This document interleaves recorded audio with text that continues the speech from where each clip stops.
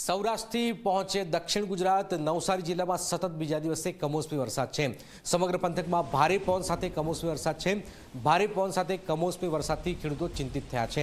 ભારે વરસાદથી ડાંગરના પાકને પણ નુકસાનની ભીતિ વ્યક્ત કરાઈ છે। કેરીના પાકને પણ મોટા પ્રમાણમાં નુકસાનની ભીતિ છે। ભારે પવનના કારણે પતરાના શેડ પણ તૂટી પડ્યા છે। આપ જોઈ રહ્યા છો નવસારીમાં સતત બીજા દિવસે ભારે પવન છે, વીજળીના કડાકા ભડાકા છે અને આપ જોઈ રહ્યા છો સતત આ વરસાદી માહોલ। સૌથી વધારે નવસારી અને વલસાડી જે કેરી આવતી હોય છે એને આ નુકસાન છે। ડાંગરના પાકને પણ નુકસાનની ભીતિ વ્યક્ત કરવામાં આવી રહી છે।